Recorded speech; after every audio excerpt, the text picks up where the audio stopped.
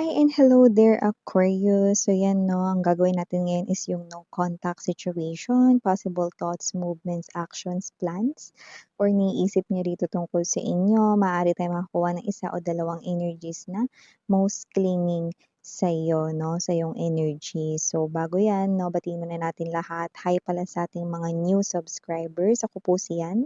Tuloy po dito at sa ating mga returning tambayers. Thank you so much sa inyong walang sawang love and support for me. At yun nga, kung hindi niyo pa knows mga babes ha, meron pa tayong other channel. Link ay nandyan, nilagay ko sa description box ng reading ni ito. So if interested, just click that link para mapunta kayo doon at araw-araw ay may upload din tayo na collective readings for all signs there. At yun nga, wala tayong gender dito. So babae, lalaki, LGBT, everybody, just take only what resonates. Okay, everybody welcome. Cross-watchers, welcome ka din ha. Cross-watchers ni Aquarius or may Aquarius placement sa natal/birth chart. So, let's begin. Archangel Michael, thank you so much, Angel guys. Can we get messages about this no contact situation for my Aquarius people? Any possible movements, actions, plano, or nasa isip nitong tao na to si Aquarius? Can you please show me? This reading is intended for my Aquarians. No contact situation informations.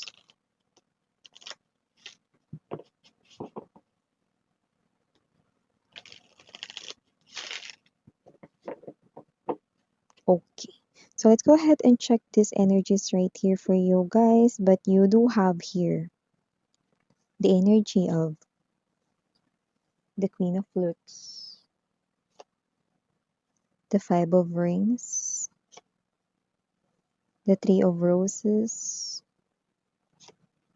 You also have here the Eight of Mirrors, King of Rings, Destiny, bottom of the deck, Two of Roses, Producer Plant, and the Six of Flutes.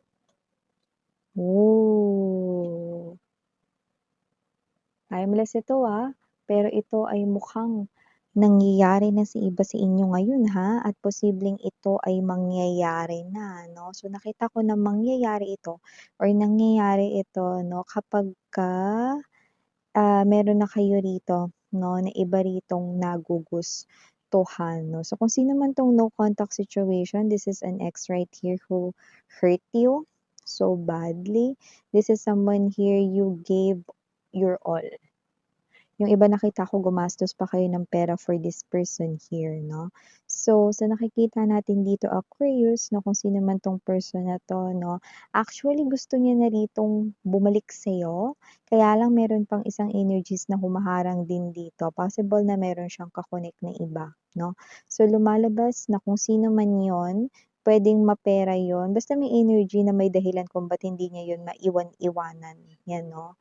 Pwede kasing meron din kasing hino-hold na something yung tao na yun sa kanya or merong something yung person na yun na parang hindi niya ma-let go, pero gusto niya nang bumalik sa'yo. Three of Roses energy, this person here wants to reroute, no? Or yung tinatawag nating U-turn, pabalik sa inyo, no? So, nakita ko rito. Okay?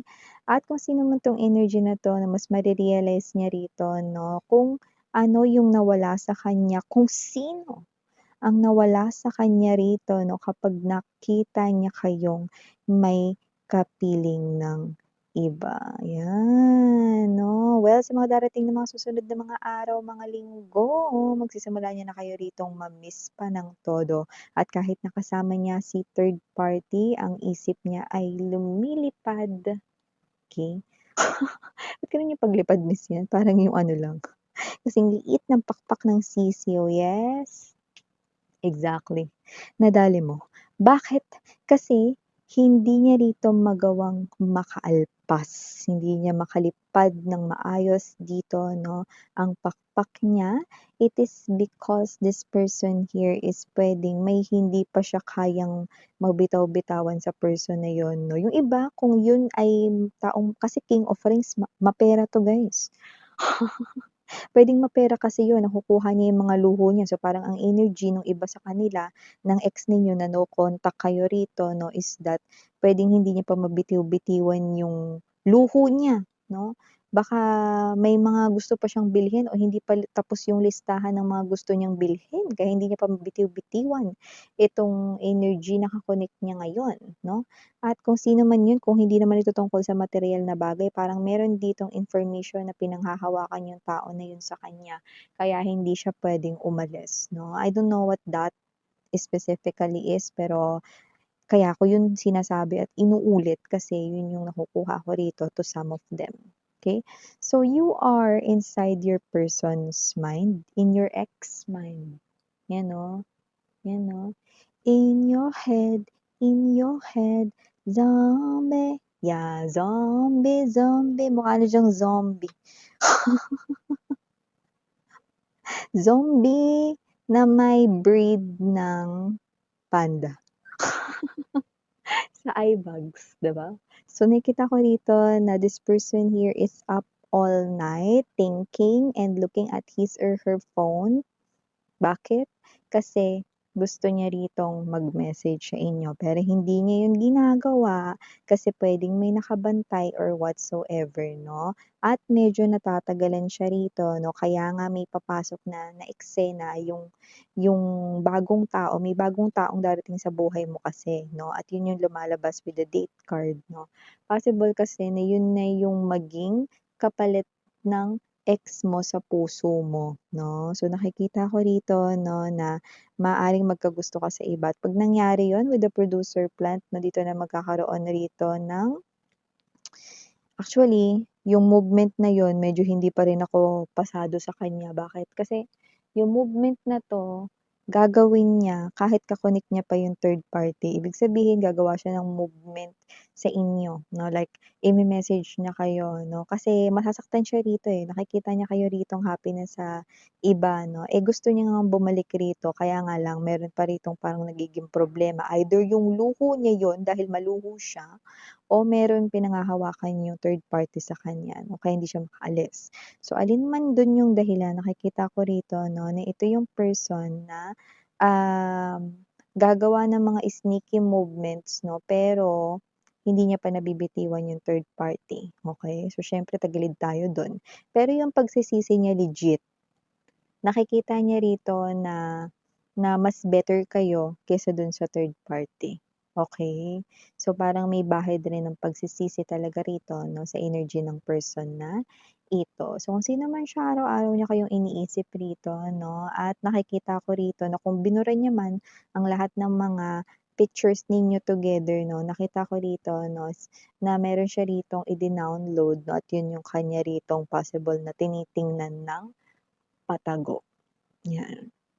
Okey, kung sino man 'tong energy na 'to na nakita ko rito 'no, na medyo may pagkasinungaling siya 'no, kasi parang may energy na nilo-lure or parang, um, what's this, pinasasakay niya lang 'no, parang, pinasasakay or parang ano sa Tagalog yung parang ano, ah binobola-bola, 'yan. Binobola-bola niya lang yung third party 'no, parang pinapasakay nga ganyan 'no, para makuha niya yung mga gusto niya, ano. Pero alam mo hindi na rin naman kasi siya yung lumalabas na person na better for you guys 'no, kasi with the destiny right in here, yung new person na magugustuhan mo at mai-inlove din sa'yo, nakikita ko na siya yung mas may karapat-dapat 'no, na Mag pupuwesto 'no or pupuwesto dun sa, nakatadhana for you 'no, doon sa pupuwesto sa tabi mo, yun 'no. Someone na nakikita ko rito na mafi-feel mo talaga yung alaga na hinahanap mo, eh, 'no. Yung alam mo kasi kung paano magmahal yung sarili mo, 'di ba? Gusto mo ganun ka rin mahalin pabalik. So, itong tao na 'to na bago mong mami-meet or yung iba nakilala niyo na 'no, pero hindi niyo pa nafi-feel yung as in super warm na side niya kasi nga bago-bago pa lang, mafi-feel mo yun. And you will definitely say na, ganyan din ako magmahal 'no. So, eto na, natupad na yung wish mo. Yun din naman kasi yung talagang hinahanap-hanap mo, eh, 'no.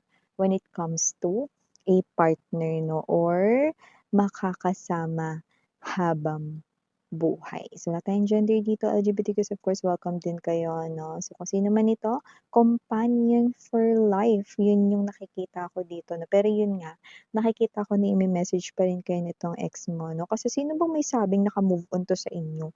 Hindi 'no, pero kasi parang nakakabwisit rin yung energy niya 'no. Kasi parang may energy siya rito na isa sa dahilan kung bakit siya umalis sa buhay ninyo kasi parang hindi niyo ata binibigay yung lahat ng luho niya or parang parang meron siya ritong energy na, hindi niya kayang kasi parang ano siya, eh, 'no, parang sobrang taas ng pangarap niya rito na parang kunwari gusto niya ng kotse, gusto niya ng bahay at lupa 'no, gano'ng level, eh.